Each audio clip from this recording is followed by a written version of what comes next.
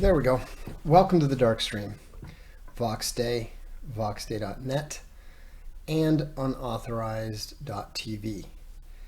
First, shout out to the devs. They did a great job in keeping unauthorized up and running throughout the whole thing, throughout the whole process. It's not done yet, but everything's up, everything's working. You're probably noticing some changes on the front page and so forth. Essentially, we need to, I guess a proper word would be make the home page a little bit more vanilla. Not for you guys, but for the various corporations that we have to work with. Not just the payment processors, but pretty much everybody. So it's fine. They're not actually asking us to really change much, but there's just certain sensitivities and so forth that you have to adhere to, especially if you're going to put people's faces in it as soon as they log on to the home page. So anyhow, it's a learning process. Fortunately, we're working directly with people who are saying, look, this is what you can do now, this is what you can't do. And we're just dotting the I's, crossing the T's, and making sure that things are appropriate from the corporate sense, I guess you might say. It's really not quite as political as you might think. I think it has more to do with, or just as much to do anyhow, as dodgy gambling sites and adult sites and who knows what else. But on the one hand, they're absolutely paranoid about it.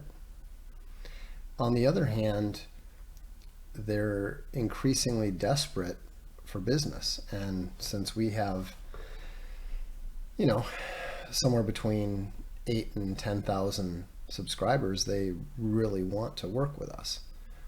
Something that people tend to forget is middlemen don't create any new business. The only business that they get is a zero-sum game of competition with their rivals. If you're a payment processor and the companies that you're working with are going out of business or their revenues are shrinking, guess what's happening to you? And there's very little you can do about it other than go out and sign people up. And so that's why, I think that we've had more people. I mean, we've never had people like actually coming to us and saying, hey, we want to work with you.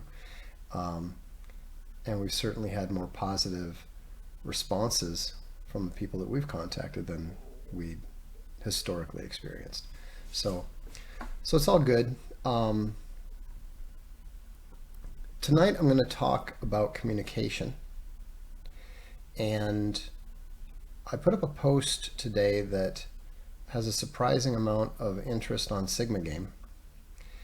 And I think the reason for the high level of interest is that it's an application of the SSH in a practical area that the individual can actually control himself.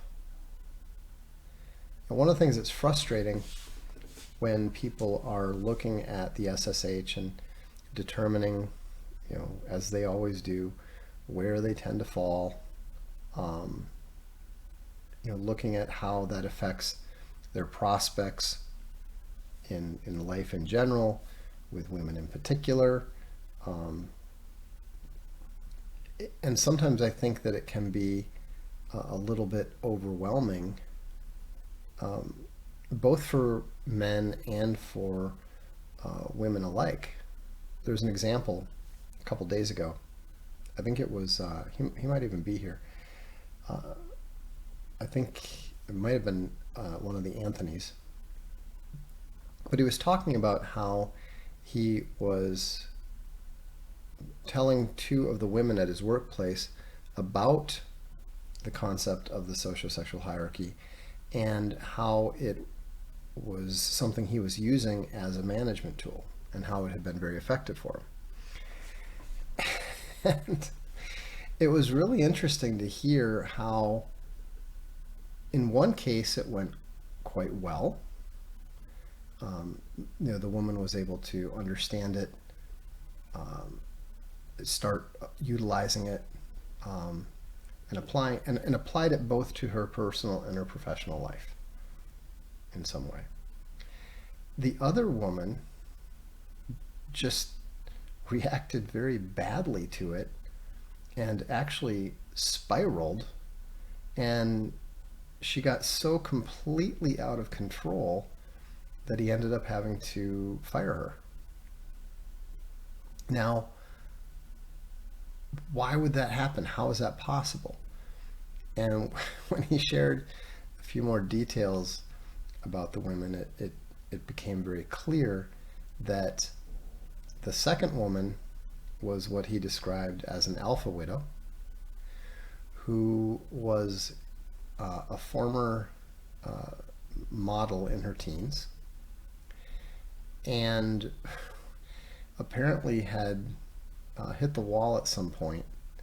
He said, she was still attractive and everything, but was recognized that she was in a long-term relationship with a gamma, and that presumably her hopes for his improvement and so forth were not looking very good.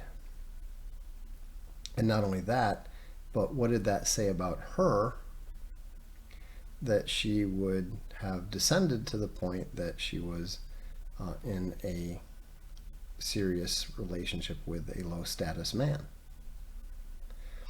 And that's an aspect of the SSH that I'd never thought of. And yeah, short circuit, definitely. And so you can see where for some people it's a bit too much. People can usually only handle so much truth about themselves. And the problem with the SSH is that once you start becoming cognizant of its power, both its predictive power as well as its descriptive power, that can be a bit much if you don't regard it as good news in any way. But the good thing is that once you're already facing that situation, it's just applied reality. It's just providing names to things that you already know. And once you can name the situation, once you can identify the situation, once you can see the patterns at work, then you can start using them to your advantage in one way or another.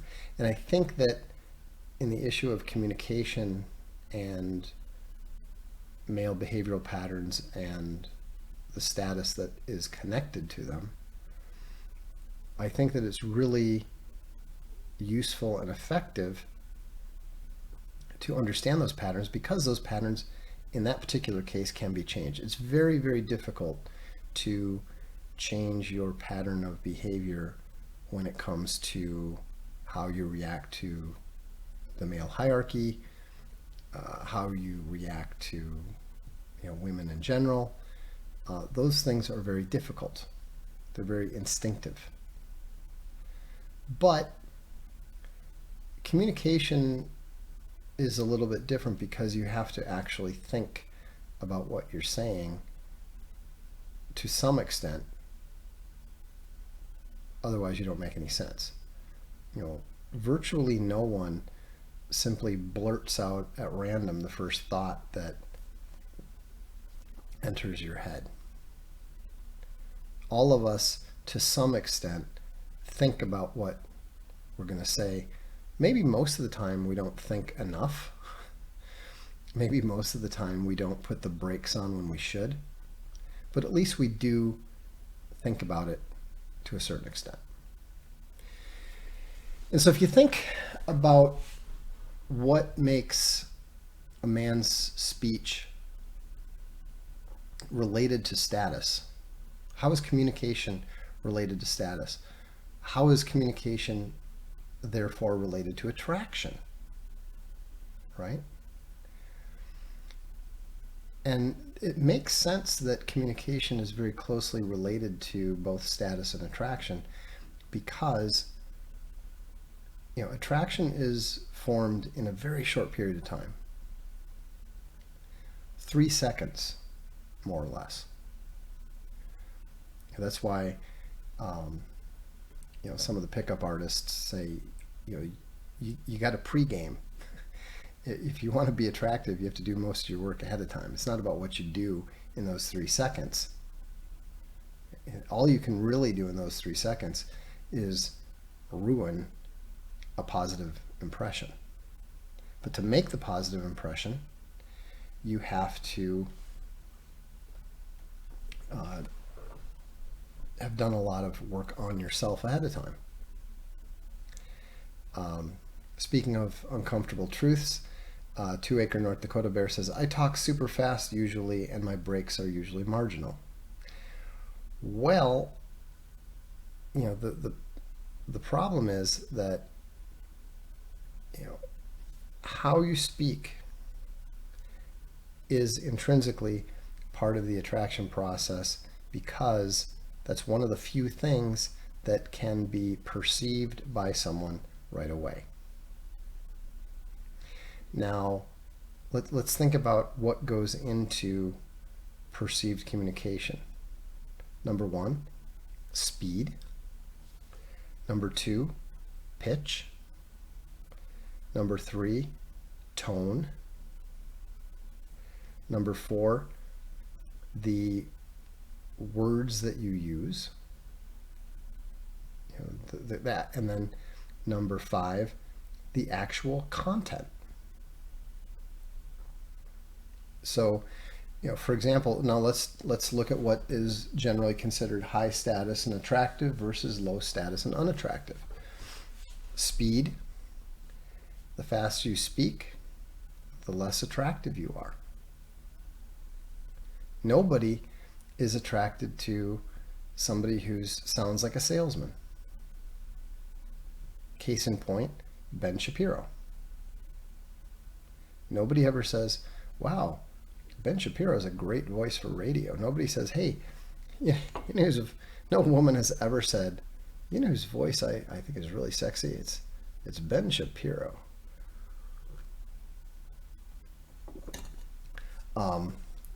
Contrast that with, say, let's pick someone that the women tend to find attractive. Women, go ahead and throw out a few names if you like, but let's take Brad Pitt. He tends to speak a bit slowly. His voice is maybe just a bit deeper than you might expect. George Clooney also speaks relatively slowly. His voice has a strong timbre to it.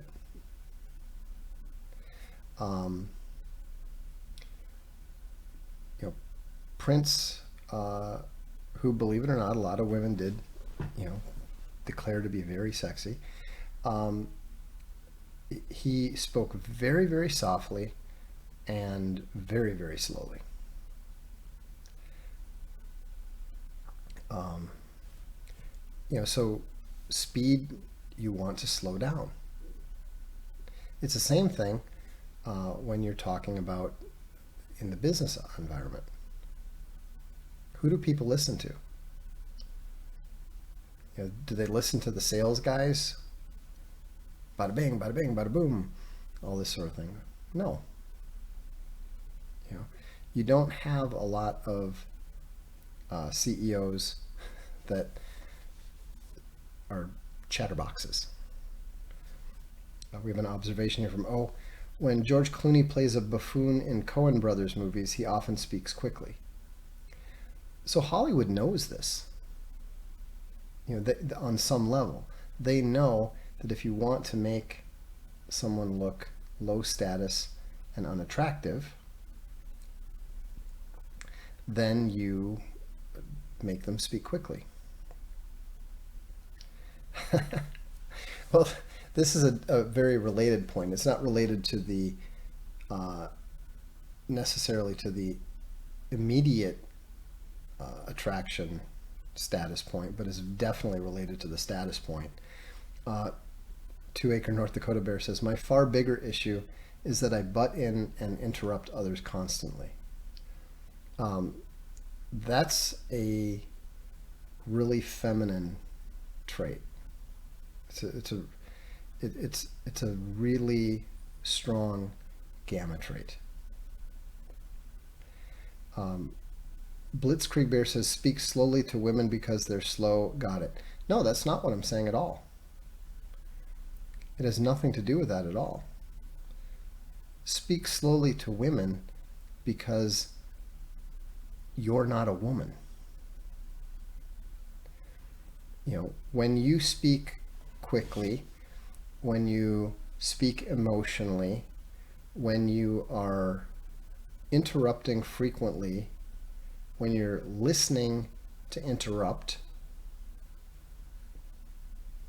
you're essentially speaking like a woman. And women don't like men who sound like women. That's why men like me who have higher pitched voices have a bit of a disadvantage there. Unless you're up on stage with a microphone, that's about the only time that a high pitched voice helps you out a bit.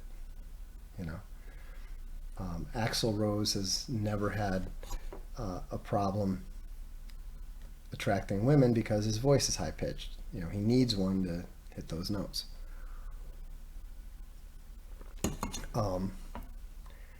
But how you speak is really going to affect the way that other people perceive you, men and women alike. The only reason that I'm bringing up the attraction issue is that it was a bit of an epiphany to realize that the communication element was probably one of the minor attraction factors, because it's one of the few things that can be perceived in your actions in that 3-second window. For example, if a woman sees a tall, good-looking guy and he turns around and starts chattering at her in a squeaky Ben Shapiro manner, there's a very good chance that he will successfully eliminate all of the attraction that she'd had to him until that point. On the converse side, there's men who are maybe on the borderline, where if he turns around and has a deep voice, bit of a drawl, that sort of thing, it's probably going to appeal to the woman because women like their cowboys and strong, silent men and so forth.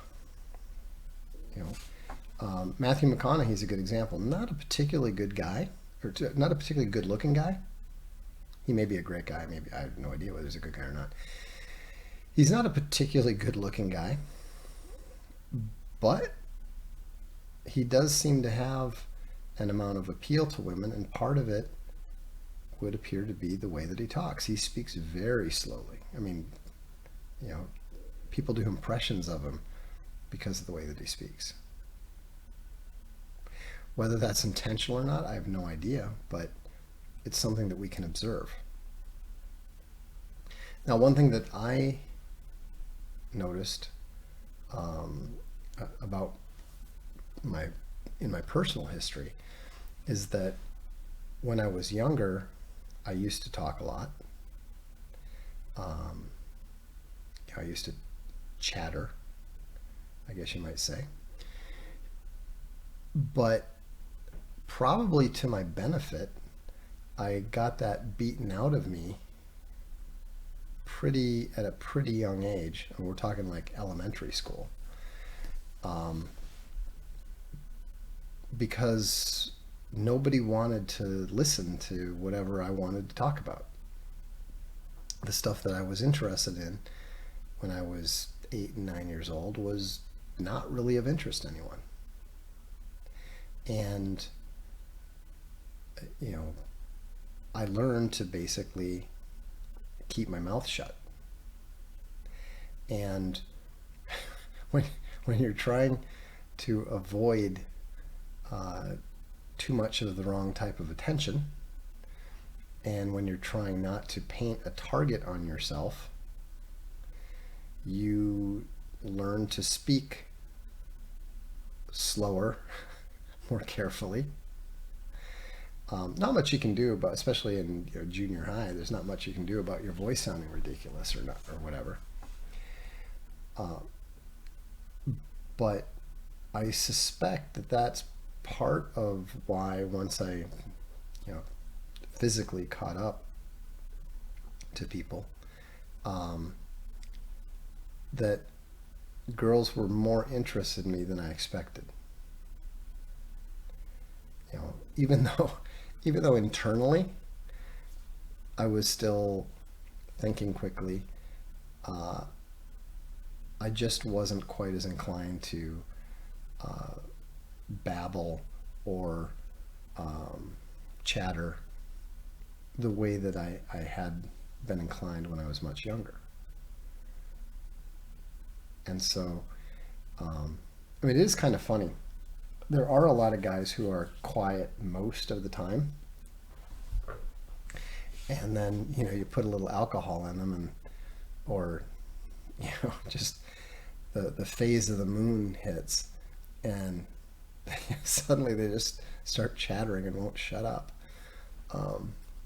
I have a member of my extended family is kind of funny because he never talks. Just doesn't talk. I'd known him for years and barely heard him say 10 words, at any social event. And then he was house sitting for us or something, and so we had a bit of an overlap. So we were in the house at the same time. I don't know what happened, but one night he sat down and wouldn't shut up. He was talking fairly quickly, and he wasn't on anything. Maybe had something to drink, but I remember sitting there looking at him in total confusion, thinking, "Who are you?" Anyhow, I asked my wife about it later. I mentioned this to my wife later. She's like, "Yeah, every now and then he's like that sometimes, So, but alcohol lowers inhibition. So if you have any inhibition about talking, I've been told by my wife that back in the day when I was more of a lightweight, she'd met me not long after I hadn't drank any alcohol for like 6 years, 5 years. Um, I stopped drinking alcohol except for on my friend's birthday and my birthday uh, for 5 years when I was doing martial arts. And, I was just a total lightweight. And Space Bunny always thought it was hilarious because when we go out to dinner, and that'd be about the only time that I would drink then. This is before I really moved to Europe and started drinking wine with lunch. But it was, she would say it was funny how I would suddenly get quite a bit more talkative, which is something to keep in mind because a lot of guys try to use alcohol as a way to break down their inhibitions so that they can actually go and talk to women. But based on what we're looking at here, that may actually be counterproductive. I mean, it's productive in the sense that you're never going to meet anybody if you don't talk to them at all. But it's counterproductive if it turns you into a chatty Cathy that makes you unattractive to a woman. Now, of course, if the woman has been drinking herself, she probably doesn't even notice. So, cuts both ways, right? Anyhow, I think that it's intriguing to keep this in mind, especially when you're talking about in the corporation, in the office, within larger organizations. Pay attention to the people that you find worthy of respect. Look at how they communicate.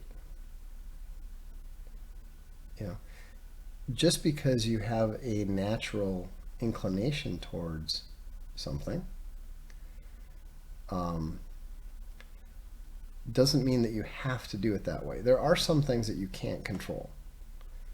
You can't really control the pitch of your voice, but you can control your tone.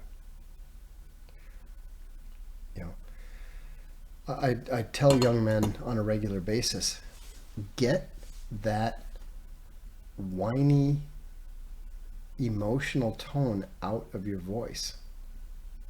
You know what I'm talking about?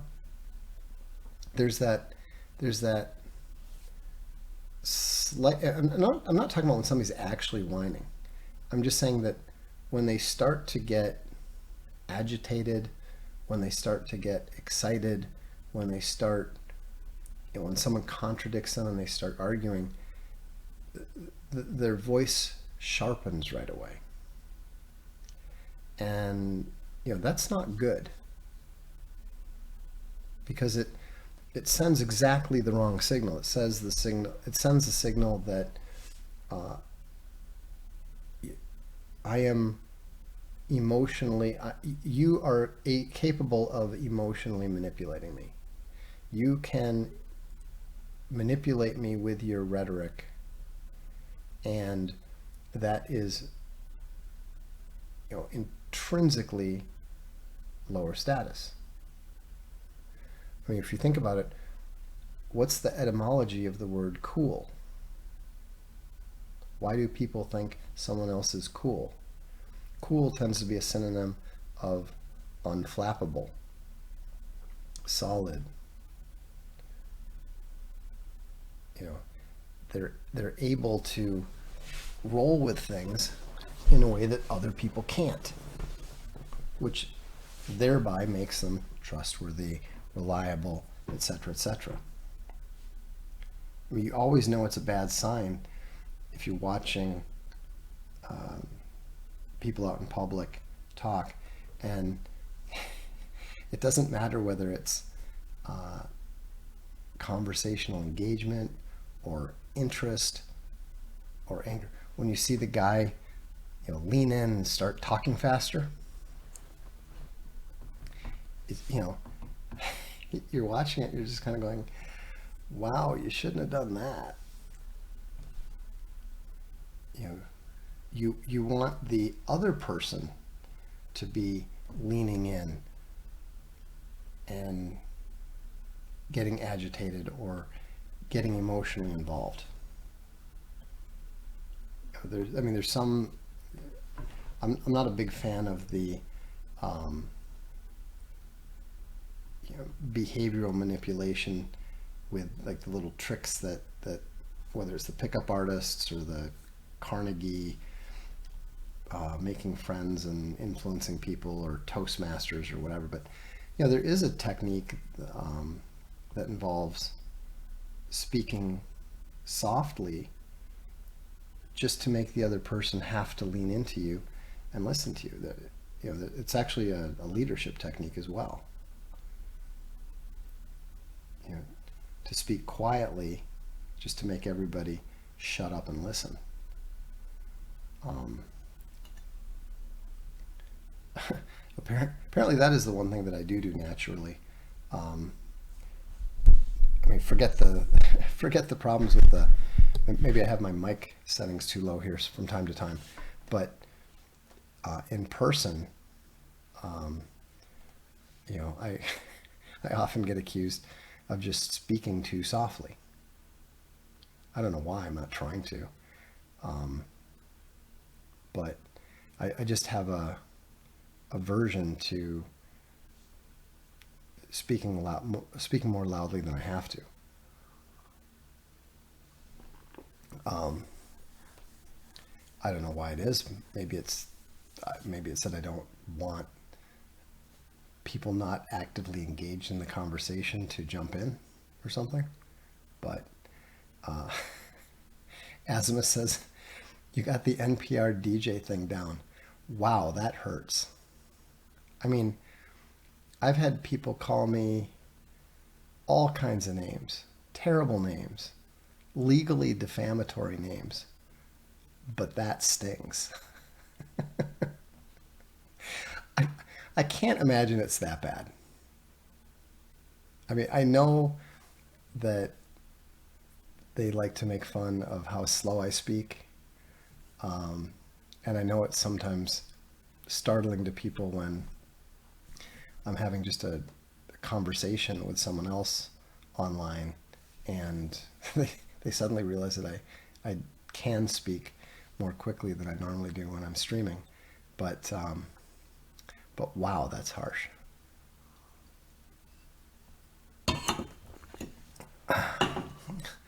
Yeah. And today we're going to be playing smooth jazz for 24 straight hours. Um, it's kind of funny because I actually do know a few DJs, and they have really good voices. Mad Mike from KJ 104, and just that like that really deep timbre, but also it was very clear, like the voice projected really well. The most startling voice I ever met was uh, my friend, the Perfect Aryan Male. His uncle was a very successful radio broadcaster in Canada, and it was the strangest thing to speak to him because you were always looking around like, am I in a movie or something? I'll never forget meeting him up at my friend's cabin in Wisconsin, and we were on the dock. He was already on the dock with his brother. My friend and I came down, and they introduced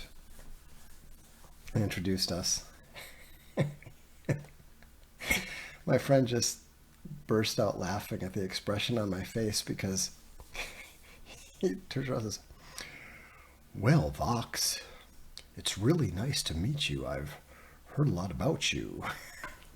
Only way deeper, way richer. I mean, his voice was like buttered goat skin. I mean, it was that smooth and that rich and that deep. And Just unbelievable. And I mean, he could have made, if audiobooks had been around then, he could have made a fortune. I mean, he had what I would describe as a Hollywood voiceover voice. When they're saying, in a world where, in a world where bad things happen, it was the Donna's day started rough. You know what I'm talking about. That would be the lamest trailer intro, by the way. Just so you know. Anyhow, someone like that. I mean, I don't care. I mean, he happened to be a tall, good-looking Canadian. I'm sure he was very popular with the ladies, but I can't even imagine being in a bar or something and you know seeing an attractive woman saying, "Hello, how do you do?" It would sound just so absurd, you know. I mean, I can imagine that women must have had a similar reaction to the one that I did, which is like, where is that voice coming from? I mean, it can't actually be coming from a person standing right here in front of me. But it really did give him a tremendous amount of gravitas. He seemed eminently respectable. And the funny thing was that his brother was actually the high-powered corporate alpha. Very well respected man, belonged to all the power circles in Minneapolis. Was one of the top executives at one of the biggest Fortune 500 companies in Minneapolis, and yet would not have struck the casual observer that way because he was nowhere near as tall as his brother, didn't have the executive hair, and his voice was actually rather high pitched, and he tended to speak fairly quickly. Now, he was a hugely successful guy, very clever, very alpha in terms of his personality. He was one of those men who was just a bit larger than life, and was married to a very pretty blonde woman who was at least 3 inches taller than him, which, in more that we understand about SSH, is not at all surprising. But it was interesting to contrast the way that he initially came off in that, the magic 3 seconds. He didn't come off anywhere nearly as well initially as his brother did, just because his brother had the height, the hair, and the voice. It'd be interesting. I feel like now I need to call my friend and ask him what his perception was in that regard, and how, and what, how they were, what his uncle's track record was like in that regard. But in any event, if you are attempting to elevate yourself in SSH terms in your local hierarchies, I would recommend experimenting. First, observe. Think about the 3 men in your social circle that you would consider to be the highest status. And then consider the 3 men of your acquaintance that you would consider to be the lowest status. And, just for now, keep it simple and just look at their communication patterns. See if you notice any common elements between the high status guys and the low status guys.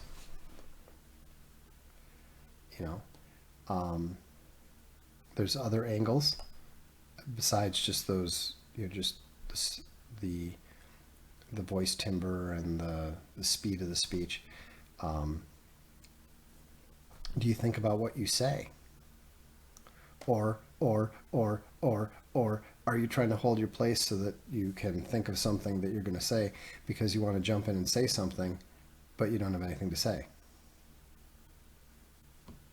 That's another thing that is probably a good idea to weed out. High status men don't need to hold their place in the conversation. When they start talking, people start listening. You know, as a general rule, you don't really need to say anything most of the time. Looks like 2 Acre Bear spotted another vocal tick.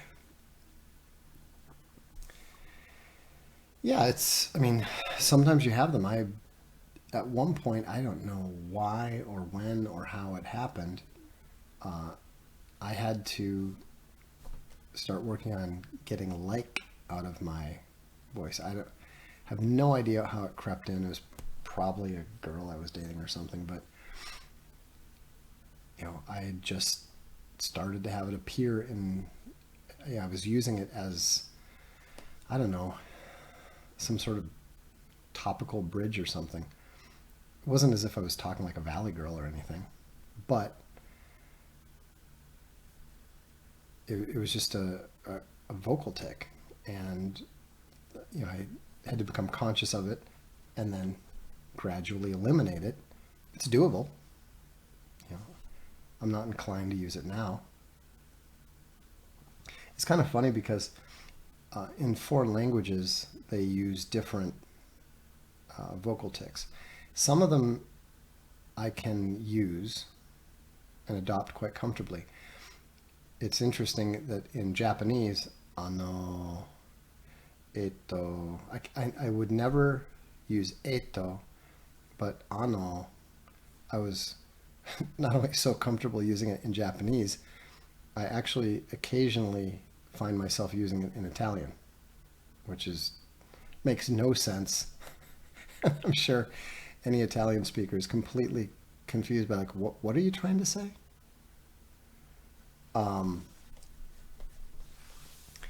But allora, I'm just never going to say that. How do you have a 3-syllable conversational stop? The French alors, I think, makes a bit more sense to me. It's a bit more useful, but my French, I'm not comfortable enough. I'm already speaking French slowly and haphazardly, sufficiently haphazardly that there's no need for those sorts of things. I'm too busy searching for the actual word. But the point is that pay attention to the way that other people are speaking and figure out which way you would rather be perceived. Maybe you don't care. If you don't care and you just want to do whatever it is you do, by all means do it. I'm just speaking to those who do want to improve their perceived status, who do want to improve how others perceive them. I think this sort of managed self-awareness related to communication is probably a pretty effective thing that you can do that you can actually control. You can't do anything about the fact that you're short, you have a high-pitched voice, you don't have good hair. You can obviously do a bit about your fitness. You can do quite a lot about your fitness, your physical appearance in that regard. but it takes a while. Communication, you can start working on instantly. You know, for example, when people are talking to you and you catch yourself wanting to interrupt, just count to 3. 1, 2, 3. And usually then the urge will have passed. You know,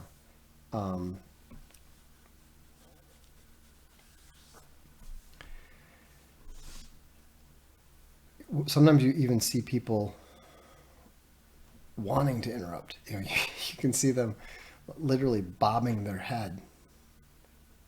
You know, don't do that. You know, if you feel that urge to interrupt, tell yourself, you know, learn to first of all, learn to identify the urge. Anytime you want to modify your own behavior, you need to develop a meta-awareness. You know, a self-awareness of what you're doing, what you're thinking. Now, that's not possible when you're completely focused on what you're doing, what you're saying. And you know, when you start to develop that, what you need to do is you need to start recognizing the way that you feel when you want to do something that you want to control. So it doesn't matter, you know, if you feel your blood start to boil, if you feel your heart rate start to elevate, you know you're getting agitated. Or you know, for me, I have a meta-awareness stop that I apply when I start to hear irritation in my voice. It's probably pretty funny to, you know, listen to sometimes when my wife and I are starting to get into a bit of a disagreement. Both of us have developed the ability to stop ourselves. I mean, it's kind of funny because sometimes I can literally see her do it. You know, she's getting all heated up and her voice is rising a bit, and then suddenly she gets really calm and speaks slower than she normally does and is often very polite. And the funny thing is that actually has a cooling effect on my own emotions, because I realize, okay, hold on, she's making an effort to control her emotions. If she's having to make an effort to control her emotions, I'm probably in a elevated state myself. So I should probably try to back it down too. You know, and so you have this, oh, and you know, it really allows a lot of arguments and conflict to be avoided. Unnecessary conflict and arguments. Sometimes arguments are necessary. Sometimes conflict is necessary. You know. But it's so useful to be able to do that. And if it's useful in a marriage, it's going to be equally useful in social relations with other people.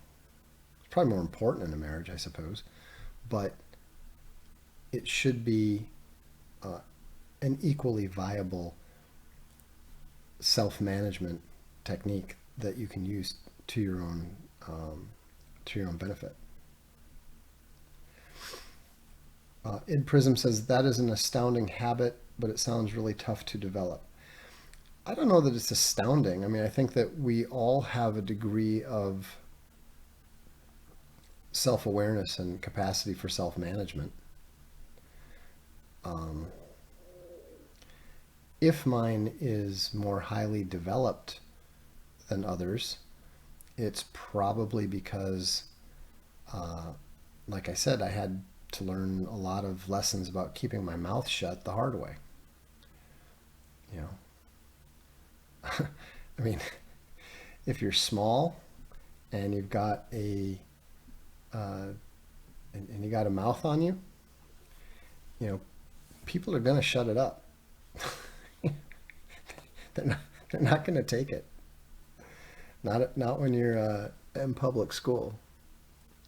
And it's kind of funny because I did not enjoy any of that at the time. It really did seem unfair a lot of the time. Um, but now I'm very appreciative of it. I'm very appreciative of the skills it taught because they were really important and they've proven to be very useful.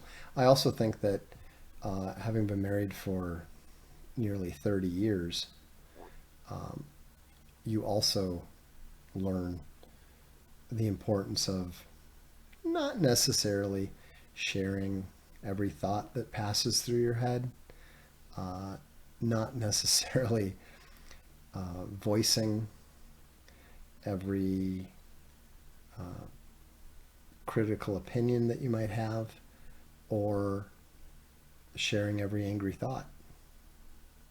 You know, the Bible tells us time and time again. I mean, I think other than repent and fear God only, one of the most important, one of the most often repeated statements in the Bible is control your tongue. You know, the tongue is like a wildfire. You you can burn down entire cities. So don't let it get out of control. I'm paraphrasing badly, but um, the more that you self manage your speech, the more that you self manage your tone, the more that you literally exert self control over the way that you communicate with others, the higher regard other people are going to have for you. You know, nobody likes a whiner. Everybody hates to be interrupted. This one's for the smart people. Just because you can successfully anticipate what average and normal people are going to say doesn't mean that they appreciate you doing so. Furthermore, you're going to look like a jackass on a regular basis if you try to interrupt people who are smarter than you are or who think very differently than you do. You know, one of our production editor, we used to go, we used to have to deal with this from time to time, and he finally managed to, you know, 'cause he's a very smart guy, but he almost never managed to successfully anticipate what I was going to say. And I finally had to start mocking him every time he did it. Because what I would do is he would interrupt and start trying to finish my sentence. And so what I did was I simply let him. I would just stop talking and let him finish saying it. And then I would say, no, that was completely wrong. This is where I was going with it. And, you know, he hated that so much that he stopped doing it, which was great. But the fact is, and the more important fact is, understand that people don't like that. And I struggle with that too. It's very painful sometimes to have to sit there and watch someone go through this incredibly slow thought process that they're verbally articulating one agonizingly slow step at a time. And you just want to jump in and say, this, and this, that. Yes, I get it. Okay. But the fact is that people like to talk. They really do. It's pleasurable. It's enjoyable. And sometimes you just need to allow them to, go ahead and finish it on. Blitzkrieg Bear says, my middle school friends used to say that they'd rather be a dumbass than the smart ass I was. Well, I mean, that's a demonstration of how much people don't like that, And by the way, the single best way to deal with someone who is interrupting you, if you really don't want them to do it, is just stop talking. This is especially valuable if you're a man, if you're a husband, a father, because a lot of the time they're trying to influence you. They're trying to get your approval in some way,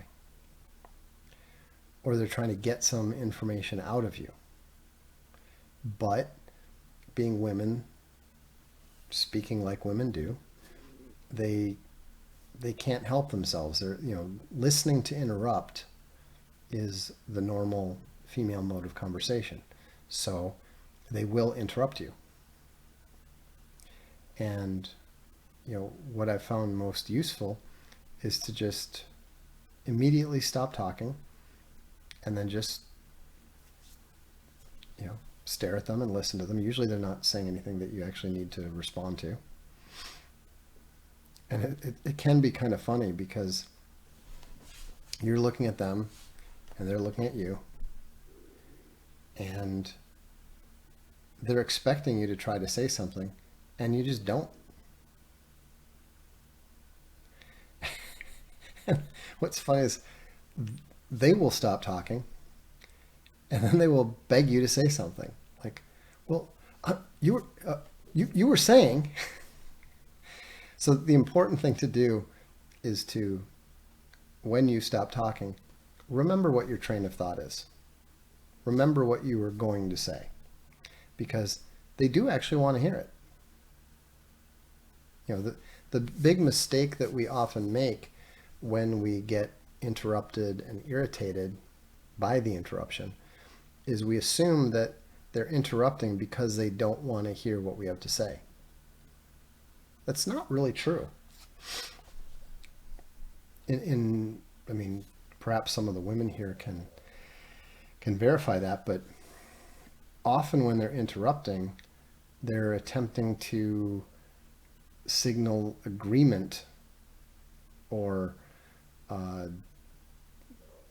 signal the group consensus, or whatever it is. I don't pretend to fully understand it, but they're not actually necessarily trying to indicate that they don't want to hear what you have to say. This is when it's one-on-one. Obviously, when they're doing the tangent to tangent to tangent thing, then they don't care. You've served your purpose. You gave them the rock to jump off from. That ship has sailed. Don't worry about it. That's one of the reasons why. It's one of the reasons why I don't really like to get involved in multi-party social. I should say, multi-party, multi-sexual, or intersexual would be a better term, social communications, because it's not really designed to communicate. It's mostly designed to make a friendly buzz, a friendly, happy buzz that allows everyone to, I don't know, get their dopamine fix. I'm not entirely sure what purpose it serves. I just know that it does serve a purpose that is important to a lot of people.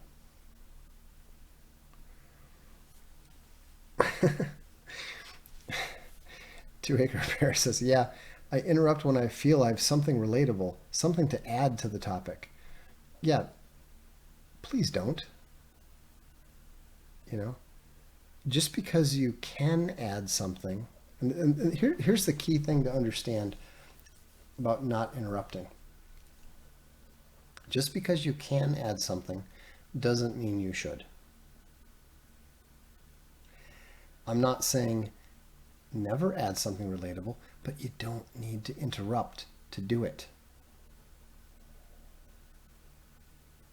You know, first of all, what you have may or may not be new to them. They may already know. And so just, you know, really work hard on not doing that. And again, believe me, you know, my wife would be the first to tell you that I, you know, interrupt people on, you know, a reasonably regular occasion. I mean, my bad tendency is that because I know that the conversations that are taking place tend to be social and trivial, and usually I have a, you know, reasonably serious question about something, I'll just walk into the room and ask the question, ignoring the fact that people are actively engaged in the conversation. You know, I shouldn't do that. Yeah, that's what I have to work on. The the problem is that I've developed my ability to not hear, you know, social conversations to such a point that I don't even realize I'm interrupting anything. You know, I mean, it is, don't get me wrong, it is interrupting, but I am not consciously interrupting the way that I am when, you know, I'm in a one-on-one conversation and then they're still talking and I break in on it. You know, that I know I'm interrupting then. I sometimes genuinely don't realize there's any conversation going on when it's just a group of people chattering because I'm not listening to it. That is, of course, a very important skill for fathers to have, the ability to not hear, you know, kids chattering. Makes it a lot easier to get stuff done, I'll tell you that. But anyhow, so that's all for tonight. Great turnout, nearly 100 people. Thanks for tuning in. I hope this was useful to you in some regard. And, you know, please feel free, if you enjoyed these type of discussions, I recommend stopping by and visiting Sigma Game. That's where we focus on this kind of stuff so that we don't, you know, interrupt the discussions of the Sino-Russian World War III economics that are of more interest to some of us. So in any event, thanks for tuning in. I'm Vox Day, and this is the Darkstream.